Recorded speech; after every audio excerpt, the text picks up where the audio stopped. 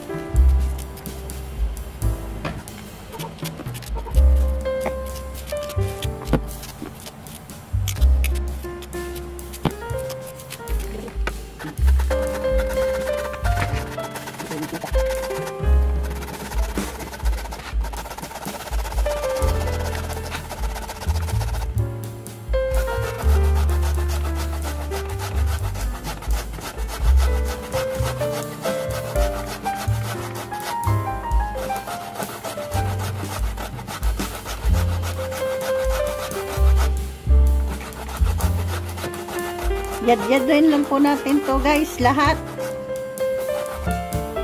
Guys, ito na po yung kamuting kahoy natin na niyad-yad. So, pinipiga ko na po to siya guys, kaya matuyo na siya. So, ito na po yung kamuting kahoy natin guys, na niyad-yad ko. Tapos, pinipiga po ng maigi para matuyo-tuyo po. So, para maganito po ang ating kamuting kahoy.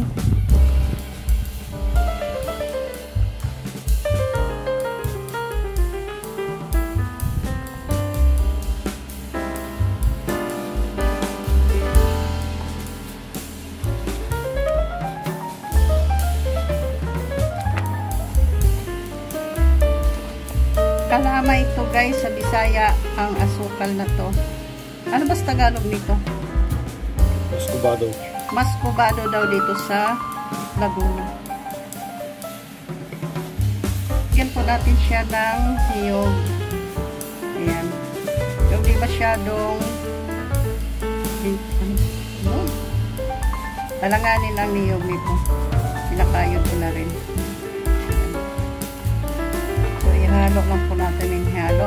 Yung kamuting kahoy po to guys, pinipiga po ng pinipiga, kaya ganito na po. Lulutuin ko po siya ng puto. So ang gagamitin ko po guys yung steamer. Halo lang po natin ang ihalo. Ito po siya guys, so buo-buo po ang ating kalamay. Ito ko po siya niluluto guys sa steamer na maliit.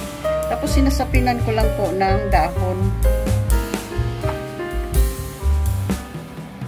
Buhaghat pala ang paglagay guys. Yan.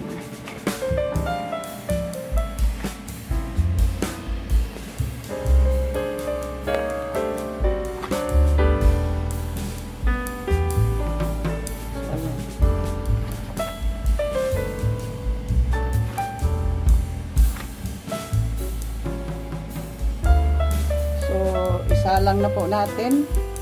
So, dito ko po sa kaldero ko nilalagay. Tapos, tatakpan po natin ng dahon. Okay. Uy. Tatakpan.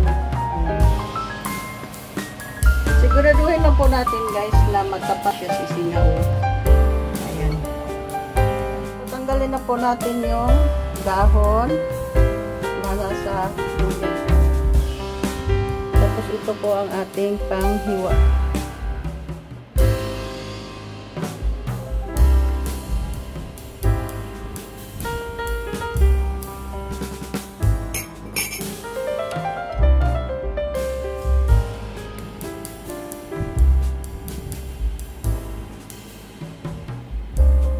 Pati na ba?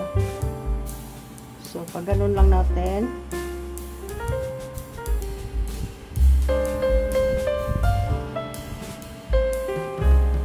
Okay. Masok na guys.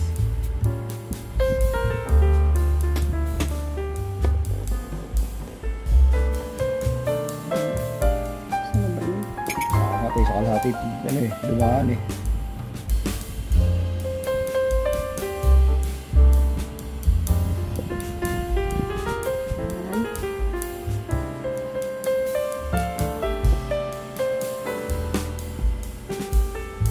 Ang ating sinulid na pangkat.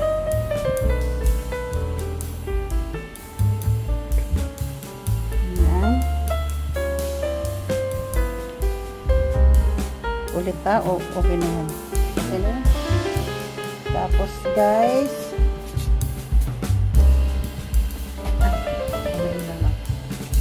ito na po yung ating puto. Ayan. Ayan guys. Luto na po ang ating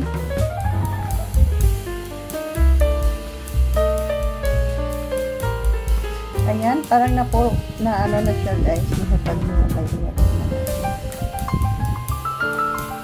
so yung isa guys may niyog, ito naman asukal lang po ang ilalagay natin dito.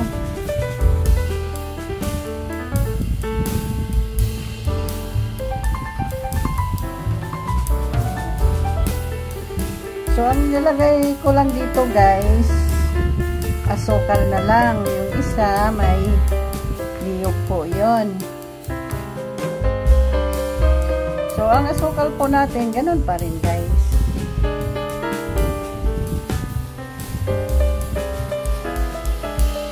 Ayan guys, buo-buo. Ayan. So ito ano lang to, kalamay lang ang nilalagay natin. Kalamay sa Bisaya guys. So ito dami-damihan lang natin ng asukal kasi walang niyog. Ihalo lang po natin ang ihalo.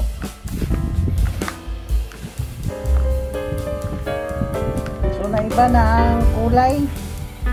So pwede na to natin, pwede na lutuin.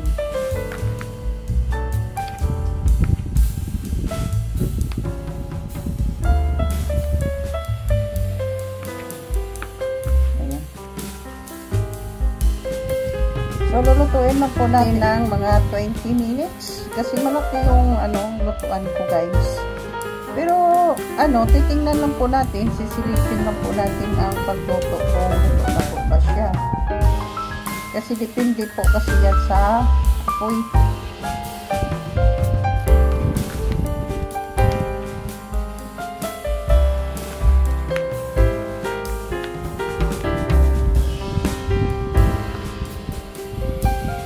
Kunti lang kasi ang ko guys, dahon.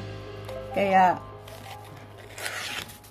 gawin ko na lang siyang puto. Ayan.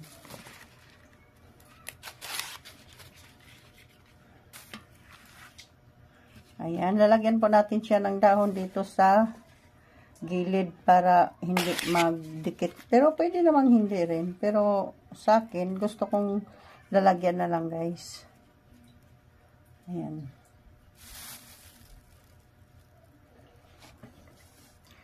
So pasabog-sabog lang po ang paglagay natin.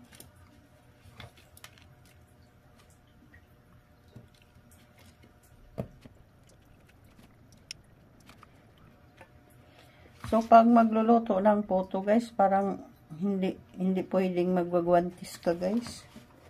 Kasi niyadyad mo. Hindi po ba?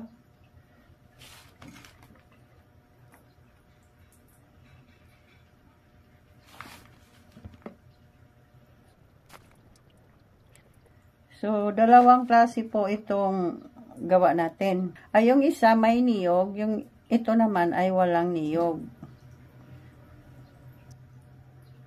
So, isasalang na po natin yan.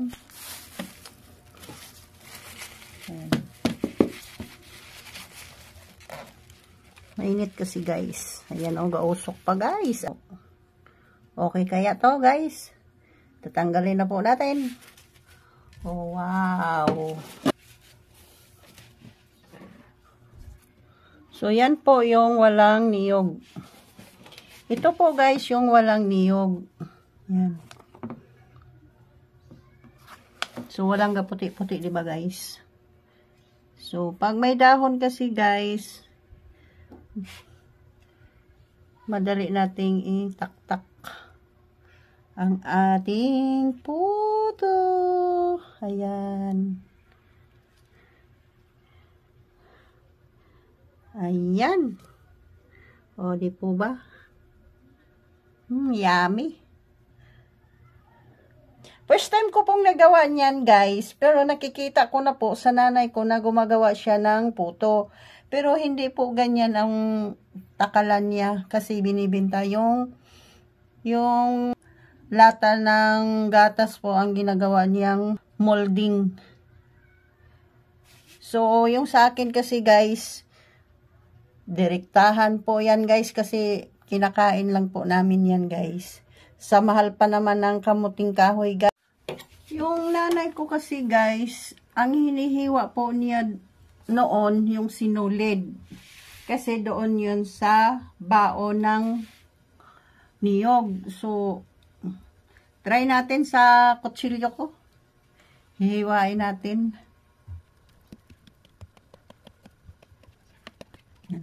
Yan. So, yung isa guys, sinulid ko po yun inano. Ayan. Ayan. Sorry po ba? So, malaki ang pagkahiwa natin, guys. Ito yung so, hihiwain pa natin dito. Ayan.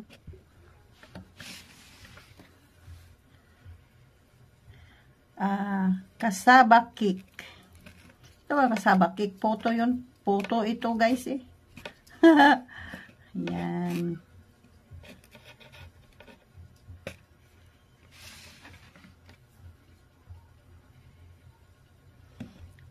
Kaya pala sinulid yung ginagamit sa nanay ko guys kasi ito na nalulubog pala siya pag dinidiinan mo.